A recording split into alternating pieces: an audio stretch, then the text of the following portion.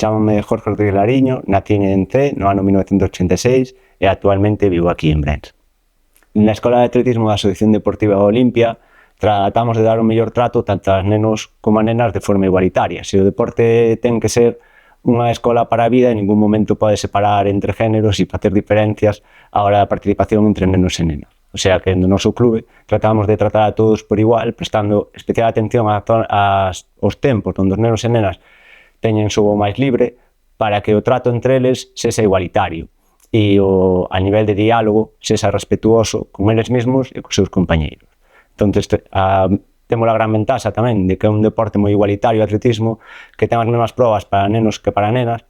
e a participación nos campeonatos é igual, participan ao mesmo tempo, nenos e nenas. E creo que iso é unha gran fortaleza deste deporte que permite unha educación igualitaria. Esta igualdade que se queremos transmitir do deporte, ao final é algo que se quere inculcar na sociedade, porque ao final temos que tratar a todos por igual e temos, se a sociedade está formada por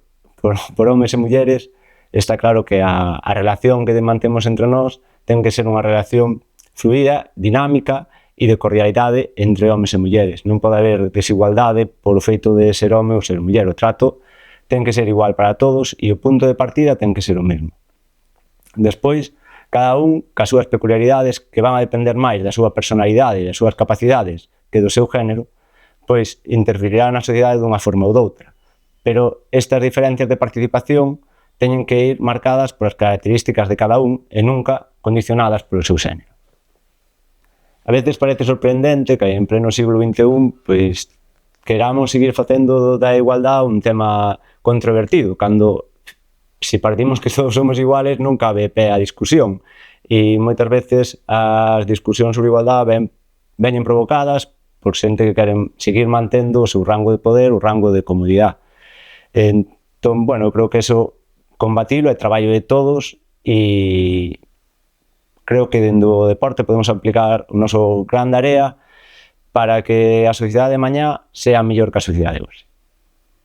Creemos que, aínda que na escola de atletismo teñamos unha participación igualitaria e a asistencia é casi igual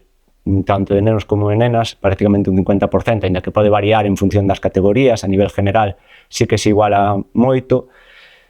pero vemos que a nivel popular de participación, a participación femenina sigue sendo inferior que a masculina. E creo que eso é un problema social, porque creo que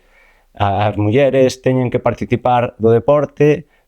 principalmente polo seu beneficio propio, tanto a nivel de salud como a nivel social. E eu creo que é importante que participen e estén non integradas, porque integradas sí que están, pero sí que sintan eso como propio e participen nesos eventos con máis asiduidade e atraendo a máis volumen da categoría femenina. Creo que eso é algo importante e creo que é algo no que temos que traballar tanto a nivel de nenos como a nivel de maiores é na forma na que transmitimos o carácter entre nenos e nenas, porque parece que cando unha nena se esforza hasta extenuación ou ten un carácter de esforzo nas probas, pois se ve máis negativamente que se o fixera un neno. E creo que o esforzo é un carácter positivo tanto para nenas como para nenos. O liderazgo é un carácter positivo tanto para nenos como para nenas. O saber persistir nunha tarefa e involucrarse nunha tarefa e ter carácter para nun momento determinado dar un grito ou avisar a un compañeiro, marcar a personalidade e ter unha personalidade fuerte, eso é algo positivo tanto para nenos como para nenas. E eu creo que eso, a nivel social, sí que é algo que temos que mellorar